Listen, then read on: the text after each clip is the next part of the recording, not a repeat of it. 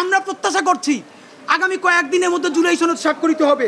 Number 1, এই ঘোষণাপত্রে আপনারা যেরকম ভুজুং বাজুং দিয়ে জাতিকে বুঝাইছেন, আপনারা এই জুলাই সনদের সর্বশেষ বলেছেন, আমার হাতে প্রধান উপদেষ্টা মহোদয় 5ই আগস্ট একটি দীর্ঘ বক্তৃতা করেছেন। এই বক্তৃতার পুরো কপি আছে। এই বক্তৃতা অনুযায়ী উনি বলেছেন শীঘ্রই জুলাই সনদ বাস্তবায়ন হবে। এই জুলাই সনদের জন্য 19টা মৌলিক সংস্কারে সবাই ঐক্যমত্য পোষণ করেছে। এরপরে যে কথাটা আর বলা হয় না, এই 19টা ঐক্যমত্যের মধ্যে বিএনপি বলেছে তার মধ্যে 10টাই তারা নোট অফ ডিসেন্ট দিয়েছে। তো নোট অফ ডিসেন্ট কি? নোট অফ ডিসেন্ট হলো আপাত দৃষ্টিতে আমি এইটা মাইনে নিলাম, কিন্তু আমি আসলে এইটার সাথে একমত না। তাহলে বিএনপি এই 19টার মধ্যে যেই 10টা নোট অফ ডিসেন্ট দিছে, সেই 10টাই তো মোস্ট সিগনিফিকেন্ট জায়গা। ঠিক। তাহলে বিএনপি সরকার গঠন করার পরে এর একটাও যদি বাস্তবায়ন না করে, তাহলে আমরা কেমনে বিএনপিকে ধরবো বলেন? মানে এর আইনি বাধ্যবাধকতা কোথায়? বিএনপি তো তখন বলবে, কেন ভাই, আমি তো বলেই দিয়েছি স্বাক্ষর করার সময় যেখানে আমার দ্বিমত আছে, এখন আমি এটা পারতেছি না বাস্তবতায়। মজার ব্যাপার বলি, সরকারের কয়েক জায়গায় জিজ্ঞেস করেছি, বলেন তো 19টা মৌলিক সংস্কারের মধ্যে আপনাদের কাছে একটা মোস্ট সিগনিফিকেন্ট কোনটা? তারা বলেছে সংসদের উচ্চকক্ষে পিআর ব্যবস্থা আনুপাতিক হারে। এবং আপনাদেরকে জানাই রাখি, সংসদের উচ্চকক্ষে যে পিআর, বিএনপি এখানে নোট অফ ডিসেন্ট দিয়েছে।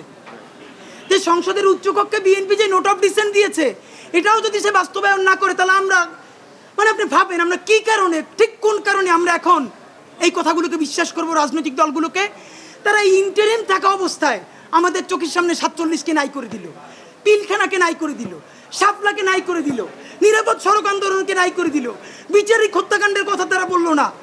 যেই তারা ক্ষমতার মসনদ পেয়ে যাবে, এই কথা বলার পর যে আমরা আবার জেলে যাব না, তার প্রমাণ কি আপনাদেরকে বলে? তাহলে আপনারা এটা কি চান? ডক্টর ইউনূস সাহেব, নাম্বার 2, আপনাকে বলতে চাই, আইনি বাধ্যবাধকতা আমাদেরকে অন্তত 20 জন শহীদ পরিবার বলেছে। ডক্টর ইউনূস সাহেবকে এইগুলো সব সামনে সংসদের জন্য রেখে যাইতেছে, তাহলে সে কি করবে? প্রধান উপদেষ্টা, এবার আপনার জন্য স্পেসিফিক 3-4টা আমাদের কথা আছে। আমরা এই কথাটার কথা লিখেছি ইন্টারিম বনাম ইউনূস। এখন যে কথাটা আপনাদেরকে বলবো, এই কথাটা আমরা প্রচুর হোমওয়ার্ক করে বিভিন্ন গণমানুষের সাথে, রিক্সাওয়ালা, ভ্যানওয়ালা, সবজিওয়ালা, পেশাজীবী, বিশ্ববিদ্যালয়ের শিক্ষক থেকে শুরু করে অনেকের সাথে কথা বলে আমরা এই কথাটা বলবার চেষ্টা করেছি। ডক্টর ইউনূস সাহেব, আমরা এখন পর্যন্ত যতদূর বুঝতে পেরেছি, আপনার ক্যাবিনেটের অলমোস্ট সকল উপদেষ্টা প্রতিদিন আপনাকে একটা আর্মি কুয়ের জুজু দেখাচ্ছে। ঠিক। আপনি সচিবালয় সংস্কার করলেই আর্মি টেক ওভার করবে, আপনি যদি পিলখানার কথা বলেন আর্মি টেক ওভার করবে। এইটার একটা প্রমাণ কি দিয়েছে? বাংলাদেশের ছাত্র জনতার একমাত্র প্রতিনিধি বানিয়েছে তারা এনসিপিকে। প্রধান উপদেষ্টা কান খুলে শুনে রাখেন, এনসিপি একটা রাজনৈতিক শক্তি, কিন্তু কোটি কোটি জুলাই যোদ্ধাদের একমাত্র মুখপাত্র তারা নয়। এনসিপি সমাবেশ করলে লোক কম হয়, এর মানে এই না যে মানুষ জুলাই ভুলে গেছে অথবা জুলাইয়ের রক্তের সাথে সে গাদ্দারি করার কাউকে অনুমতি দিছে।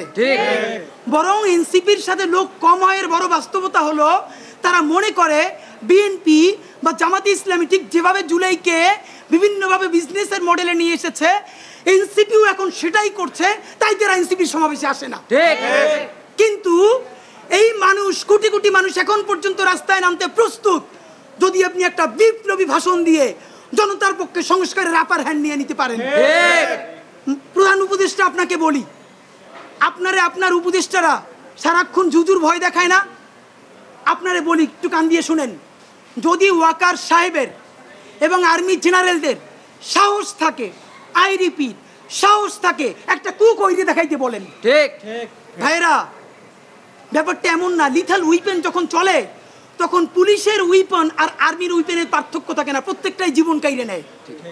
এই মাত্র একটা বছর আগে আমাদের হাজারো হাজারো শহীদ যেইগুলিতে শহীদ হয়েছে, কার সাহেব অথবা আর্মি যদি কোনো কু করার চেষ্টা করে, জনগণ গিয়া ক্যান্টনমেন্টের ইট খুঁজে নিয়ে আসবে। ইট, একটা ইট ক্যান্টনমেন্টে আস্থা থাকবে না, আপনি লাইকে রাখেন। আপনি কারে ডরান? আপনি ভোট নেন, মিনিমাম 100 রিক্সাওয়ালার সাথে কথা বলেছি গতকাল পর্যন্ত, প্রত্যেকে বলে এই উপদেষ্টাদেরকে তারা বিশ্বাস করে না, কিন্তু ইউনূস বেটা ভালো। এর মানে সারা বাংলাদেশের জুলাই যোদ্ধারা জুলাইয়ের পক্ষের শক্তিরা আপনার মুখটা দেখা এখন পর্যন্ত এই সরকারের একটা হাত ধইরা রাখছে।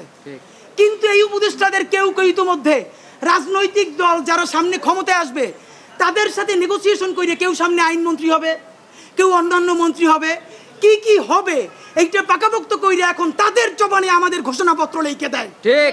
এখন সেই ক্ষমতায় যারা আসবে সেই দলের মুখপাত্র হয়ে তারা এই সরকারের মধ্যে কাজ করে।